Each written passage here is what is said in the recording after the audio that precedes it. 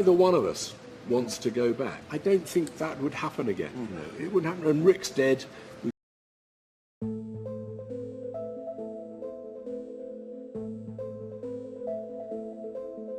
Good evening.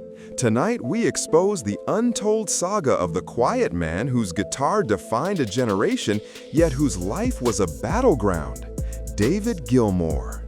We're peeling back the layers of his iconic tone, revealing it wasn't born of technical genius alone, but of professional warfare and personal sacrifice. For decades, the public saw the spectacle of Pink Floyd, missing the shocking truth of the internal conflicts that forged its very sound. His guitar was more than an instrument, it was his only voice in a band tearing itself apart.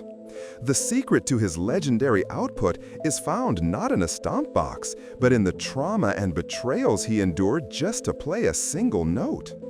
This is the story of how Pink Floyd's beautiful music emerged from an ugly, messy schism. The first conflict started the moment Gilmour arrived. He didn't join a cohesive unit, he was brought in as the uncomfortable replacement for the band's original spiraling genius, Syd Barrett. This immediate and profound tension, being the living ghost of a fallen founder, forced Gilmour to justify his existence in every riff. He had to prove his musical authority while navigating the morbid spectacle of watching a friend and predecessor fade away. This relentless pressure to cement his legitimacy in a group already haunted by its past became the first ingredient in his deeply emotional and yearning guitar style, establishing him as the outsider who nevertheless became the musical core. His early career was an uphill struggle against the expectations of memory, and he won that fight with every note.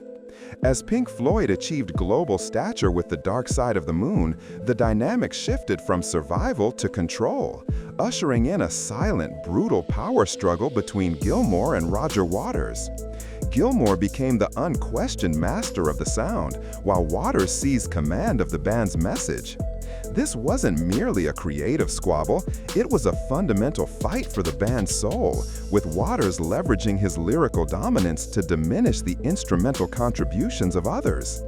Gilmour's soaring, atmospheric solos became his only method of rebellion, the one true way he could inject beauty and melody back into Waters' increasingly cynical, narrative-driven work. His musical elegance was a direct, unspoken response to the political and thematic control exerted over the microphone. The tensions exploded during the making of The Wall. According to inside sources, this was a high-stakes, professional knife fight, going far beyond the usual studio drama. Gilmour reportedly faced not only creative exclusion, but also serious financial pressure and threats over composition credits, disputes designed to diminish his future earnings and creative ownership.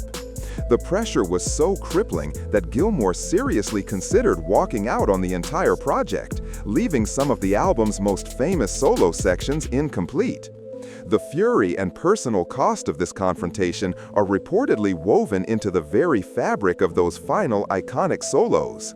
They are the sound of a man on the breaking point, a raw scream of professional and personal exhaustion. Even the band's most famous and heartfelt works hold unsettling secrets. Take the opening acoustic figure of Wish You Were Here, a riff so beautiful it feels like a universal truth. Behind the scenes, the true story of its creation was reportedly deliberately muddied, leading to continuous, quiet disputes over who truly owned that sequence of notes. This battle for proper recognition became a constant, lingering shadow over Gilmour's contribution. It's a shocking revelation that even the most personal and famous parts of his music were subject to endless scrutiny and disagreement over credit, underscoring the relentless, corrosive atmosphere he worked within. The professional collapse of the band was inevitable, leading to one of the music world's most bitter legal divorces. When Waters chose to leave the group, he didn't just walk away. He initiated legal action to dissolve the name Pink Floyd entirely, declaring the band a spent force. Gilmour mounted a defiant and costly counterattack, fighting almost single-handedly in court to preserve the band's identity. This was an astonishing personal and financial gamble, demonstrating his absolute commitment to protecting the music they had made and ensuring that the distinctive Gilmour sound would not be permanently silenced by an acrimonious exit. He fought not for money, but for the very soul of the brand. The continuation of Pink Floyd without Waters, a bold move symbolized by the A Momentary Lapse of Reason album, heaped crushing pressure on Gilmour. He faced widespread media dismissal and public doubt, being accused of creating a tarnished, second-rate iteration. Gilmour had to prove the band's legitimacy anew with every performance, transforming his role from guitarist to reluctant bandleader and protector of the mythos. This period of intense public and critical scrutiny further purified his style, forcing him to rely entirely on the power of his melody and tone to defend his leadership and the band's survival. The feud's final shocking chapter remains the most public. The long-simmering tensions boiled over in recent years, bleeding into geopolitics and public life. Gilmour, through his wife and collaborator Polly Sampson, publicly attacked Waters with a venomous stream of serious, uncensored accusations. Gilmour's immediate and unwavering public support for the comments was a professional declaration of war, cementing the fact that decades of conflict had left a chasm that was truly irreparable. The dispute is no longer just about music, it's about politics, morality, and a total personal breakdown. Despite the momentary global peace of the 2005 Live 8 reunion, the aftermath revealed the dark, unspoken truth. While the world hoped for a full return, Gilmour was the one who firmly shut the door. Sources suggest he made it definitively clear that the years of turmoil were over. The final, shocking revelation of his career is that the legendary tone, once born of internal struggle, now demands a life of quiet stability. Gilmour chose serenity and peace over the spectacle of a full reunion, prioritizing his well-being over the financial lure of touring chaos.